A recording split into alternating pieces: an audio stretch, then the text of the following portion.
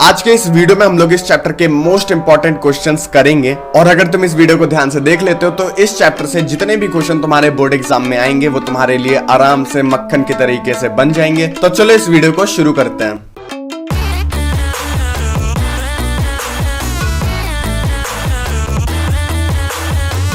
And that is the answer. Do you all understand? Yes! Yes! Yes! Yes! Yes! Yes! Do you all understand?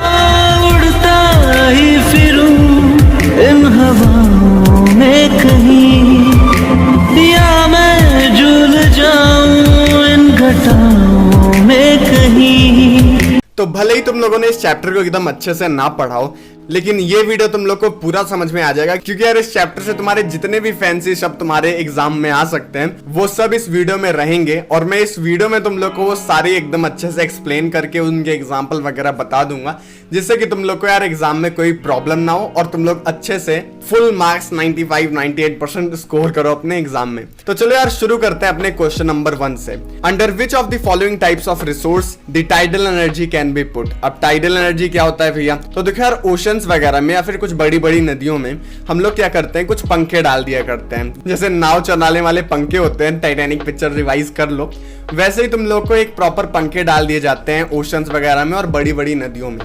इससे क्या होता है, उनकी जो लहरें होती हैं, लहरों को अंग्रेजी में टाइड्स कहा जाता है, तो वो सब यार इन पंखों को घुमा देती हैं और घूमने से यार टरबाइन घूमता है और टरबाइन के घूमने से फिर हम लोग का जनरेटर चार्ज होता है और इससे हम लोगों को इलेक्ट्रिसिटी मिलती है। अब एक बात बताओ, इस चीज में हम लोगों ने कोई भी पानी वगैरह गर्म किया या फिर हम लोगों ने कोई भी ऐसे आतंक तरीके से प्रोसेस किया? लहरें हैं यार, ये आज भी चल रही हैं, कल भी चलती रहेंगी। तो ये यार एक रिप्लेनिशेबल रिसोर्स का एग्जाम्पल है।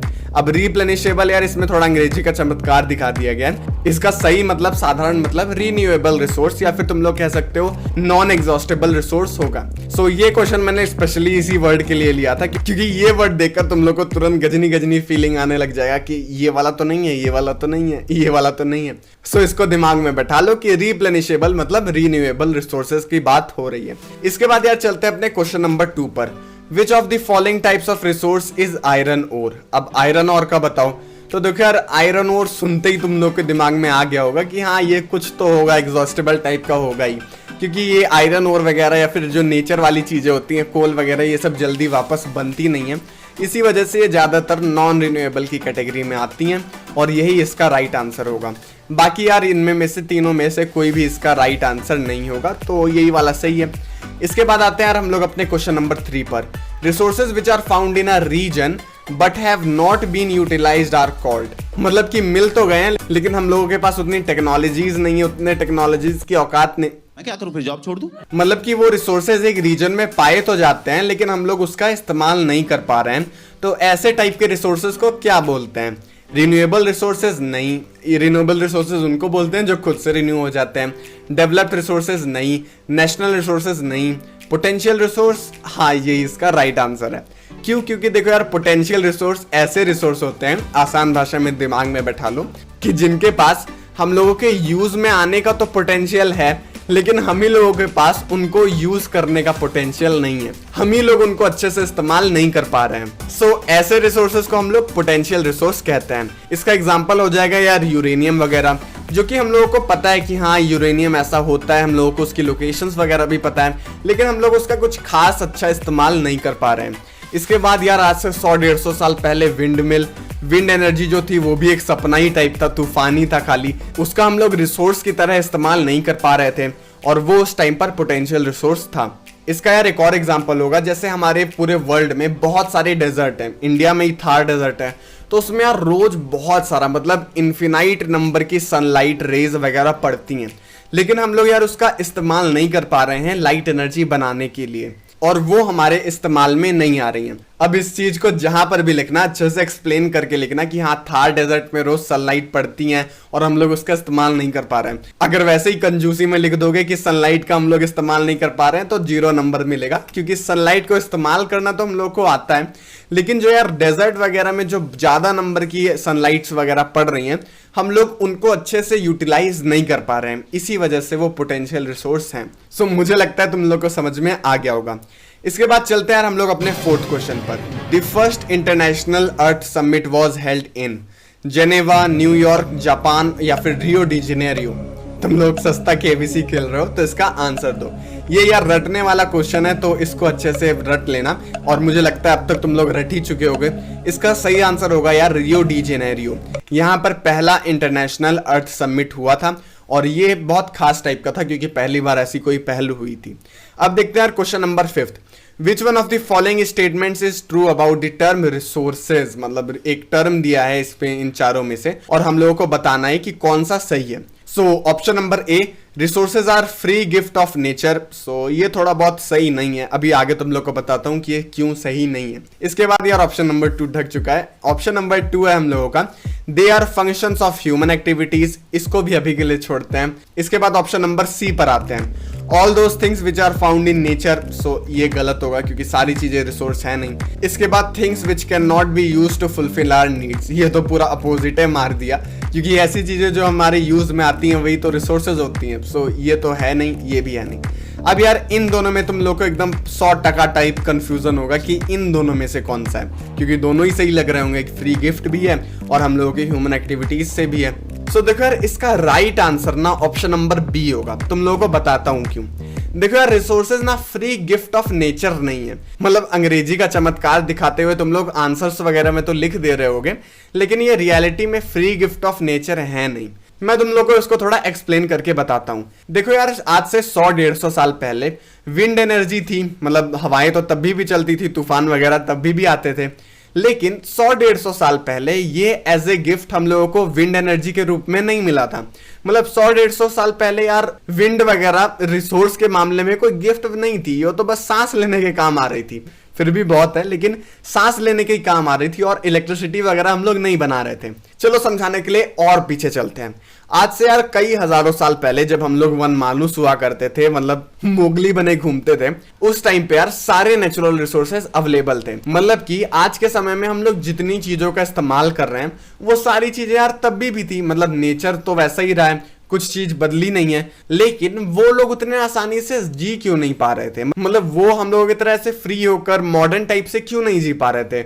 उन लोगों को सर्वाइवल के लिए भी प्रॉब्लम हो रही थी, तो ऐसा क्यों हो रहा था। नेचर तो उस टाइम पर भी अवेलेबल था। तो देखो यार इसका राइट आंसर होगा कि उस टाइम पर हम लोगों का दिमाग उतना डेवलप नहीं था। आगे चलते चलते जैसे समय बीता हम लोगों ने और डेवलपमेंट किया, हम लोगों ने कुछ एक्टिविटीज की, इनोवेशंस किए, उसके मदद से यार हम लोग ये नेचर की चीजों को एक रिसोर्स बना पाए अपने लिए। सो नेचर कोई रिसोर्स नहीं है, हम लोग उसका इस्तेमाल कर पा रहे हैं, इसी वजह से वो रिसोर्स बना हुआ है। और इसी वजह से अभी के टाइम पर ऐसी कई सारी चीजें हैं जो नेचर में अवेलेबल हैं, लेकिन वो हमारे लिए रिसोर्स है नहीं क्योंकि हम लोग उनका इस्तेमाल करना जानते ही नहीं है। सो रिसोर्सेज कोई फ्री गिफ्ट नहीं है नेचर की तरफ से।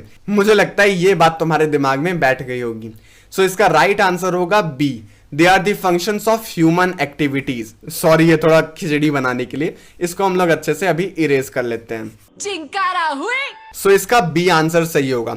और अगर तुम लोगों ने मेरा best books for class 10th ये टर्म 1 टर्म 2 एग्जाम के लिए वो वाला वीडियो देखा होगा, तो उसमें मैंने तुम लोगों को बताया था कि लेवल 3 के जो क्वेश्चन होते हैं जिन्हें हम लोग हॉट्स क्वेश्चन कहते हैं, उसका एक एग्जाम्पल ये वाला भी क्वेश्चन है। क्योंकि इसमें अगर तुम्हारा कॉन्सेप्ट स्ट्रांग नहीं होगा तो इन्हीं दोनों में तुम लोग डगमगा जाओगे। लेकिन अब तुम लोग सेफ हो क्योंकि इसका आंसर तुम लोग को पता है। अब चलते हैं हम लोग अपने क्वेश्चन नंबर 6 पर। In which one of the following states is terrace cultivation practice. अब टेरेस कल्टीवेशन क्या होती है भैया, तो इसे यार हिंदी में हम लोग सीढ़ी नुमा खेत बोलते हैं। इसमें यार हम लोग सीढ़ियों पे अपनी खेती करते हैं, मतलब कि हम लोग कई ऐसे लेवल्स बना देते हैं और उसी पर अपनी यहाँ पर पौधे वगैरह उगाते हैं ऐसे ऐसे करके। अब इस क्वेश्चन में हम लोगों को बताना है कि इनमें से कौन से स्टेट में ये टेरेस कल्टीवेशन होती है। अब तुम लोग को यार एक निंजा टेक्निक बताता हूँ जिससे कोई भी स्टेट वगैरह आ जाएगा तो तुम लोग कंफ्यूज नहीं होगे। देखो यार ऐसी टाइप की खेती कहाँ पर होगी, मतलब किस जगह पर होगी। पहली जगह ये ऐसी होनी चाहिए यार जहां पर बहुत ज्यादा बारिश होती हो, क्योंकि देखो यार ज्यादा बारिश में हम लोग किसी समतल जगह पर फार्मिंग नहीं कर सकते हैं, वरना पानी तुम्हारे पूरे खेत में ऐसे भरा रहेगा और कुछ दिनों में तुम्हारी ये फसलें सड़ जाएंगी। एंड टेरेस वाले में क्या होगा यार कि तुम्हारे पेड़ सुरक्षित रहेंगे अपने यहाँ पर और मजे में बारिश आएगी और सीधे करके धीरे से निकल जाएगी, पेड़ों को अपने नीड का पानी मिल जाएगा, बाकी सारा पानी बह जाएगा। सो देखो यार एक तो क्राइटेरिया ये हो गया। दूसरा क्राइटेरिया क्या होना चाहिए कि वो पहाड़ी एरिया होना चाहिए, क्योंकि यार पहाड़ों में भी अक्सर होता है कि पहाड़ पे तुम लोग इस सीधी प्लेन टाइप के जगह पर खेती नहीं कर सकते हो, क्योंकि प्लेन जगह वहां पर होती ही नहीं है। वहां पर यार ऐसे करके पहाड़ वगैरह होते हैं। इसी वजह से वहां के कुछ लोग इसको थोड़ा डेवलप करके यहाँ पर सीढ़ी सीढ़ी करके सीधा कर लेते हैं और यहीं पर अपनी खेती करते हैं। सो ये दो क्राइटेरिया फिल होने चाहिए किसी भी स्टेट में जहां पर टेरेस कल्टीवेशन होता हो। अब हम लोग अपने ऑप्शन को देख लेते हैं। तो यार पंजाब को सुन के ही गर्मी गर्मी और प्लेन प्लेन वाला फीलिंग आता है, तो ये तो नहीं होगा। इसके बाद ऑप्शन बी में सीधे प्लेन्स ही लिख दिया गया है, प्लेन्स ऑफ उत्तर प्रदेश, तो ये भी नहीं होगा। इसके बाद देखते हैं हरियाणा। हरियाणा भी यार प्लेन ही एरिया टाइप का है, उसको भी सुन के प्लेन प्लेन वाली फीलिंग आती है। आखिरी का ऑप्शन है यार उत्तराखंड, और यही है राइट आंसर, क्योंकि यहाँ बारिश वगैरह भी होती है और पहाड़ी एरिया भी है। सो ऐसे ही करके अगर कोई और स्टेट का नाम आए तो इसी निंजा टेक्निक से तुम लोग अपना आंसर निकाल सकते हो। अब आते हैं यार अपने क्वेश्चन नंबर 7 पर। There is enough for everybody's need but not for anybody's greed. मतलब नेचर में सभी के नीड के लिए तो बहुत सारी चीजें हैं, मतलब नीड पूरी हो जाएगी, लेकिन इतना नहीं है कि किसी भी इंसान की ग्रीड पूरी कर सके, लालच पूरी कर सके। सो ये कहा था किसने, यही हम लोग को इस क्वेश्चन में बताना है। तो देखो यार, ए जवाहरलाल नेहरू, तो इन्होंने तो नहीं कहा था। अटल बिहारी वाजपेयी, इन्होंने भी नहीं कहा था। इसे कहा था गांधी जी ने, और इसका सही आंसर होगा सी एम के गांधी। अद्भुत! अद्भुत! अद्भुत! वाह वाह वाह वाह वाह! इसके बाद चलते हैं हम लोग यार क्वेश्चन नंबर 8 पर। Which one of the following is the main cause of land degradation in Punjab. So देखो यार, अगर लैंड डिग्रेडेशन का मतलब तुम लोगों को नहीं पता है तो ये क्वेश्चन तुम लोगों को बहुत आसान लग रहा होगा। अब पहले इसका मतलब समझ लो और फिर इसको आंसर करने की कोशिश करो। सो देखो यार, लैंड डिग्रेडेशन क्या होता है, जहां पर लैंड खत्म हो जाती है। लैंड के खत्म होने को हम लोग लैंड डिग्रेडेशन कहते हैं। अब तुम लोग बोलोगे भैया लैंड कैसे खत्म होगी, मतलब पाताल लोक बन जाएगा क्या, गड्ढा हो जाएगा क्या? लैंड तो वहीं पर है, वो तो खत्म होगी नहीं और वो कहीं जाएगी भी नहीं। सो देखो यार, यहाँ पर हम लोग लैंड धरती को नहीं बोल रहे हैं, यहाँ पर हम लोग लैंड बोल रहे हैं यूजेबल लैंड को। और यूजेबल लैंड कैसा होता है यार, जहां पर हम लोग एग्रीकल्चर कर सकें, जहां से हम लोग कुछ खाने पीने की चीजें निकाल सकें, उसे हम लोग एक प्रॉपर यूजेबल लैंड कहते हैं। सो कई बार क्या होता है, हम लोग अपनी गलती की वजह से, मान लो अगर तुम लोगों को ज्यादा फसल बोने की चुल मची हुई है, तो साल में 2-2, 3-3 बार अगर तुम फसलें बोए जा रहे हो, तो यार कई बार क्या होता है कि वो जो लैंड रहता है वो एग्रीकल्चर के काबिल नहीं रहता है, वो अपनी गुणवत्ता खो देता है, मतलब फर्टिलिटी खो देता है। साथ में अगर तुम लोग डिफॉरेस्टेशन कर देते हो, पेड़ पौधे हटा देते हो वहां से, तो वहां की ऊपर की मिट्टी, टॉप सॉइल, जो फर्टाइल सॉइल रहती है वो हट जाती है। इसी वजह से वो लैंड भी एग्रीकल्चर के काबिल नहीं रहता है, तो इससे भी लैंड डिग्रेडेशन होता है।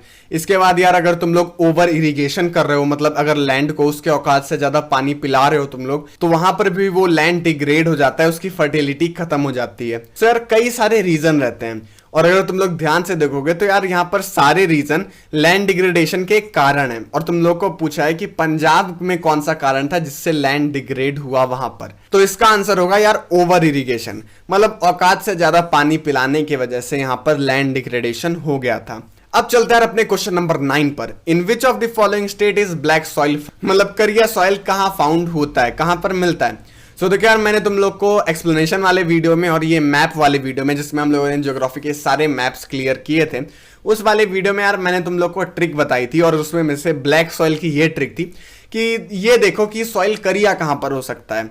तो दिमाग में बिठाओ कि करिया सॉइल वहीं पर पाया जाता है जहां पर ज्यादा धूप पड़ती है। जितने भी ऑप्शंस आए, सबसे पहले तो यार ठंडे इलाकों को हटा दो। जम्मू कश्मीर और झारखंड शुरुआत से ही आउट है, क्योंकि यहाँ पर बारिश होती है, यहाँ पर ठंडी बहुत ज्यादा है। राजस्थान को भी सुन के थोड़ा पिंक पिंक सा, थोड़ा ऑरेंज सा फीलिंग आता है, मतलब थोड़ा उतना गर्मी तो है लेकिन उतना भी गर्मी नहीं लगता है। और लेकिन गुजरात को जैसे सुनते हैं ना यार, पूरा ऐसा लगता है कि एकदम पूरा आग ही बरस रहा है वहां पर। ऐसा तुम लोग अपने दिमाग में सोचे होगे, क्योंकि हर मैप में तुम्हारा गुजरात पूरा येलो कलर से ही बना रहता है। सो गुजरात को सुन के तुम लोग को गर्मी गर्मी वाली फीलिंग आती होगी, और यही इसका आंसर है। गुजरात में यार ब्लैक सॉइल पाई जाती है। सो तुम लोग ऐसे ही चुटपुटिया ट्रिक वगैरह से याद कर लिया करो, क्योंकि यार इससे क्या होता है ना कि तुम्हारे एग्जाम में जो प्रेशर वगैरह रहते हैं उससे तुम भूलोगे नहीं। अगर तुम ये याद कर रहे हो कि हाँ ठीक है, ब्लैक सॉइल गुजरात ऐसे 20 बार बोलते जा रहे हो, तो एग्जाम में यार अगर थोड़ा सा भी प्रेशर आ गया तुम में, तो तुम इसी गुजरात और राजस्थान में ही गजनी बन जाओगे। यही याद नहीं आएगा कि यार राजस्थान बोला था कि गुजरात, राजस्थान बोला था कि गुजरात। इसी वजह से यार कुछ ट्रिक्स वगैरह से याद किया करो। एंड अगर ऐसी ट्रिक्स वगैरह चाहिए तो सब्सक्राइब वगैरह तो तुम कर ही दिए होगे। एंड अगर ऐसे ही फ्री फोकट में ट्रिक वगैरह चाहिए तो सब्सक्राइब वगैरह तो तुम लोग कर ही दिए होगे। तो अभी सब्सक्राइब करो। एंड चलते हैं हम लोग अपने क्वेश्चन नंबर 10 पर। The old alluvial soil is known as A bhangar, B भेड़ा, सी खादर या फिर डी रेगर। सो देखो इसका आंसर होगा ए भांगर। अब इसको याद करने के लिए एक ट्रिक अपने दिमाग में बैठा लो। देखो यार, ओल्ड एलुवियल मतलब होता है ओल्ड, ओल्ड मतलब होता है बुजुर्ग, और बी से यार बुजुर्ग भी होता है और बी से होता है भांगर। सो बी फॉर भांगर, बी फॉर बुजुर्ग, मतलब कि ओल्ड एलुवियल सॉइल। सो इसको तुम लोग याद कर सकते हो इस तरीके से। सो ओल्ड एलुवियल को हम लोग भांगर कहते हैं और न्यू एलुवियल सॉइल को हम लोग खादर कहते हैं। अब इसका भी यार एक और क्वेश्चन बनता है कि इसमें पूछ लिया जाएगा कि इनमें में से कौन फर्टाइल ज्यादा होता है। तो देखो यार, जो नई सॉइल रहती है, जो खादर सॉइल रहती है, वो ज्यादा फर्टाइल रहती है। इसको भी याद करने के लिए एक ट्रिक इस्तेमाल करो कि देखो यार, बी फॉर भांगर है, और अगर तुम लोग भांगर को देसी तरीके से पढ़ोगे तो आधे से ज्यादा लोग इसको भंगार ही पढ़ रहे होंगे। सो बी फॉर भांगर, बी फॉर भंगार, इसका मतलब कि ये वेस्ट है, ये किसी काम का नहीं है। एंड खादर मतलब खाद, खाद मतलब फर्टिलिटी। सो खाद, खादर, इसको ऐसे करके याद कर सकते हो तुम लोग, और यही होगा ज्यादा फर्टाइल सॉइल, और इस तरीके से तुम लोग याद कर सकते हो। अब चलते हैं यार हम लोग अपने नेक्स्ट क्वेश्चन पर, जो कि है which one of the following method is ideal for controlling land degradation in coastal areas and in desert. अब देखो यार, इन दोनों एरियाज में हवाएं ज्यादा तेज चलती हैं, तो हम लोगों को कुछ ऐसा चीज चाहिए जो हमारे ये खेत को बचा सके, क्योंकि यार अगर हम लोग कोई मेथड इस्तेमाल नहीं करेंगे तो ज्यादा तेज हवाओं की वजह से ये हम लोगों का जो टॉप सॉइल है, जहां पर ज्यादा फर्टिलिटी होती है, उसको उड़ा ले जाएगा अपने साथ कहीं दूर, और अपने खेत को ये कर देगा इनफर्टाइल। इसी वजह से हम लोगों को कोई एक ऐसी शील्ड चाहिए जिसे हम लोग एक दीवार की तरह यहां पर लगा दें, और ये जो हवाएं तेजी से आती हैं वो इन्हीं शील्ड में उलझ कर रह जाएं, और हमारे ये जो मिट्टी है, टॉप सॉइल है, उनको उड़ाकर ना ले जाएं। सो इस चीज के लिए हम लोग option number C, planting of shelter belts का इस्तेमाल करते हैं। इसमें हम लोग क्या करते हैं यार कि साइड साइड में पेड़ वगैरह लगा देते हैं,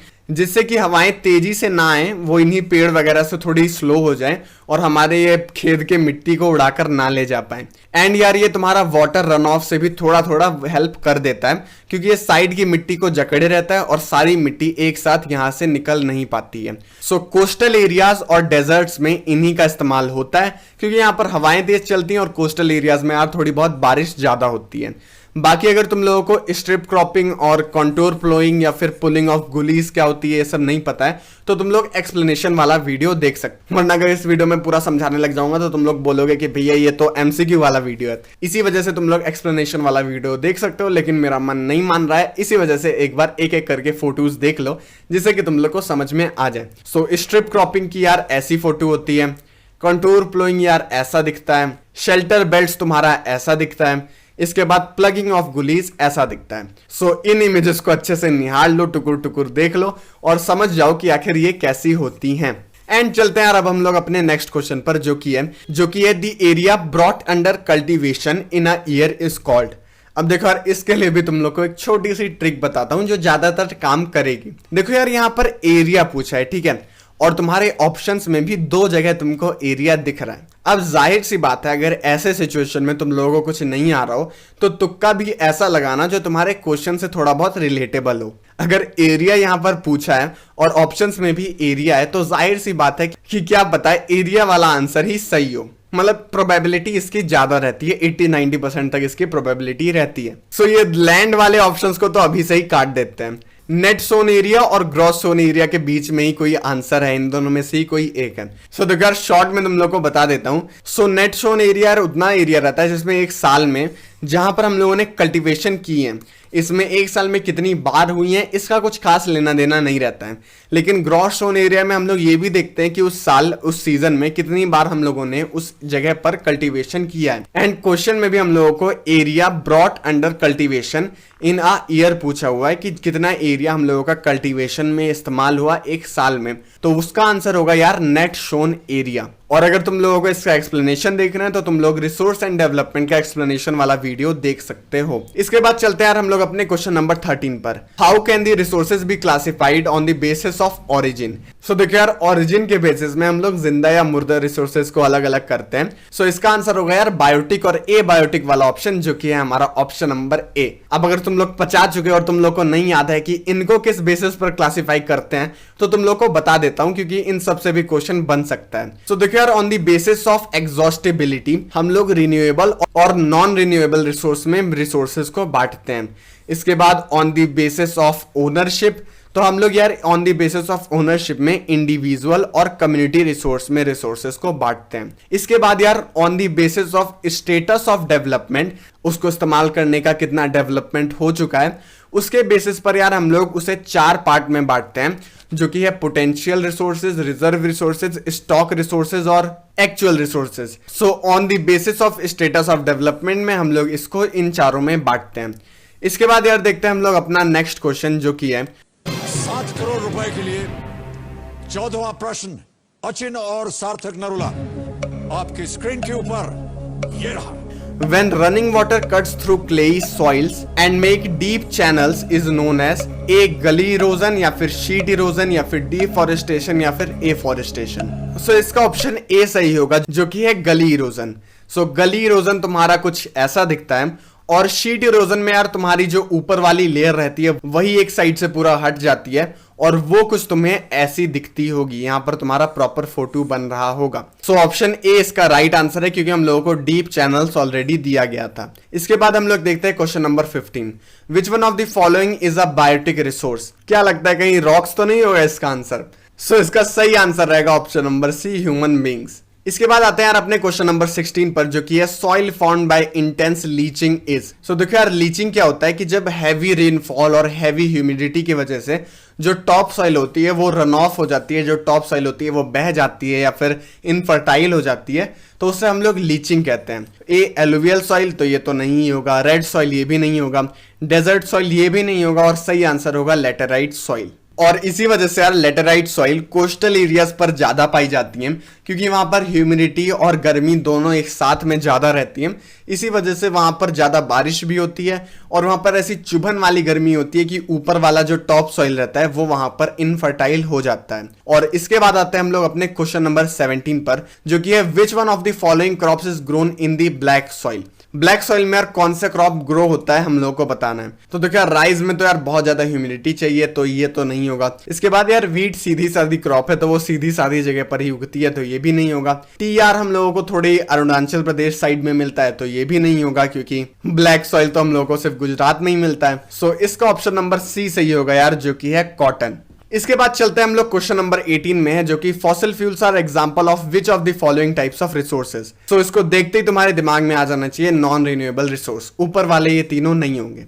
अब चलते हैं अपने क्वेश्चन नंबर 19 पर, कि on the basis of ownership plantation can be better considered as which of the following types of resource. So plantation यार या तो एक अकेला आदमी करता है या फिर उसकी फैमिली करती है। सो ये होगा इंडिविजुअल रिसोर्स। कम्युनिटी रिसोर्स ये नहीं है, क्योंकि पब्लिक तो करती नहीं है, पब्लिक के लिए होता नहीं, कोई एक अकेला इंसान और उसकी फैमिली करती है। जनहित में जारी नहीं है ये, इसी वजह से कम्युनिटी ओन्ड रिसोर्स तो नहीं ही होगा। नेशनल और इंटरनेशनल रिसोर्स तो नहीं ही होगा, ये तो साफ दिख रहा है। इसके बाद आते हैं यार हम लोग क्वेश्चन नंबर 20 पर, जो कि है the oceanic resources beyond 200 kilometre of exclusive economic zone can be determined as which of the following types of resource. तो देखिए यार जो एक्सक्लूसिव इकोनॉमिक जोन के 200 किलोमीटर के बियॉन्ड वाले जो रिसोर्सेज रहते हैं, जो समुद्र वगैरह में जो पाए जाते हैं, वो यार इंटरनेशनल रिसोर्सेज को बिलोंग करते हैं और उसको इस्तेमाल करने के लिए स्पेशल परमिशन लेनी पड़ती है। इसके बाद चलते हैं यार अपने क्वेश्चन नंबर 21 में, जो कि है what is the land used for grazing cattle and live stock known as. So A forest नहीं। बैरन लैंड यानी बंजर जमीन, तो ये भी नहीं होगा। Pasture land, pastoralist and the modern world तुम लोग पिछले क्लास में पढ़े हो, और पेस्चर मतलब साफी है, चरने लायक लैंड। सो यही तुम्हारा ऑप्शन नंबर सी सही होगा। इसके बाद चलते हैं अपने क्वेश्चन नंबर 22 पर, जो कि है what is arrangement of soil in different layers of horizon known as. मतलब कि जब हम लोग सॉइल को डिफरेंट लेयर्स में बांटते हैं, सो उस अरेंजमेंट को क्या कहा जाता है। तो इसको कहा जाता है सॉइल प्रोफाइल। तुम लोग क्लास 8 में साइंस के लिए बहुत सारे ऐसे डायग्राम बनाए होंगे कि ऊपर वाली टॉप सॉइल होती है, नीचे वाली रॉक्स वगैरह होते हैं। सो ये सब तुम लोग बनाए होंगे, इसी को हम लोग सॉइल प्रोफाइल कहते हैं। इसके बाद आते हैं यार अपने क्वेश्चन नंबर 23 में, जो कि है how much desired area is required for forest in our country. हमारे देश में कितना % फॉरेस्ट होना चाहिए, हमारे देश में कम से कम कितना % फॉरेस्ट होना चाहिए। तो इसका आंसर होगा यार तुम्हारे पासिंग मार्क्स 33%। इसके बाद चलते हैं अपने लास्ट क्वेश्चन पर, जो कि है which one of the following soil is ideal for growing cotton. Cotton grow करने के लिए यार कौन सी सॉइल ज्यादा अच्छी है। तो सॉइल के बारे में यार मैंने डिटेल में तुम लोग को एक्सप्लेनेशन वाले वीडियो में बताया, एंड साथ ही में तुम्हारे ये जो ज्योग्राफी के हम लोगों ने मैप्स कवर किए थे उसमें मैंने तुम लोग को बताया कि आखिर ये सब सॉइल पाए कहाँ जाते हैं तुम्हारे इंडिया के मैप में। अगर मैं इस वीडियो के होमवर्क की बात करूं तो बस यार उन दोनों वीडियो को एक बार जरूर देखना, जो कि है रिसोर्स एंड डेवलपमेंट का एक्सप्लेनेशन वाला वीडियो एंड तुम्हारे ज्योग्राफी के मैप्स का वन शॉट वीडियो, जिसमें मैंने तुम लोग को डिटेल में सारे मैप अच्छे से एक्सप्लेन किए हैं। इन दोनों को देख लोगे यार तो तुम्हारी पूरी ज्योग्राफी एकदम अच्छे से बन जाएगी।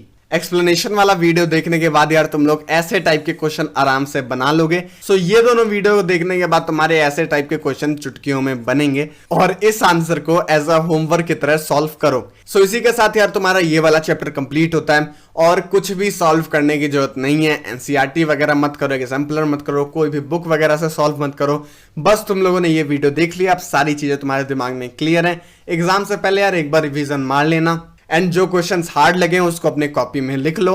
एंड ऐसे ही कई सारे धमाकेदार वीडियोस तुम लोग को इस चैनल पर मिलेंगे। हम लोग तुम्हारा पूरा सोशल साइंस और साइंस अच्छे से कवर कर रहे हैं, तो अगर अब तक सब्सक्राइब नहीं किए हो तो कर दो एंड हाँ लाइक वगैरह जरूर करना अगर तुमको ये वीडियो अच्छा लगा, क्योंकि यार तुम्हारे लिए तो बस एक बटन दबाना है, लेकिन वो मेरे लिए बहुत ज्यादा हेल्पफुल रहेगा, बेनिफिशियल रहेगा। उससे मुझे पता चलेगा कि तुम लोग को ये वीडियो कैसा लगा। तो अगर अच्छा लगा हो तो लाइक दबाओ, अगर अच्छा नहीं लगा तो डिसलाइक दबाओ। एंड अगर तुमको मेरे लिए कुछ करना है तो बस एक काम करो कि सब्सक्राइब करने के बाद यार वो बेल आइकन को ऑन कर दो, इतना ही कर दो बहुत है। एंड हाँ शेयर वगैरह करना हो तो चुटपुटिया दोस्तों को भी शेयर कर दो, जिससे उन लोगों का भी थोड़ा फायदा हो जाए। सो इस वीडियो के लिए यार बस इतना ही। नेक्स्ट वीडियो में यार हम लोग दूसरा चैप्टर कंप्लीट कर रहे होंगे, तो मेक श्योर कि तुम लोग बेल आइकन दबा दो जिससे कि तुम लोग को नोटिफिकेशन तुरंत मिल जाए। सो तब तक के लिए यार थैंक्स फॉर वॉचिंग।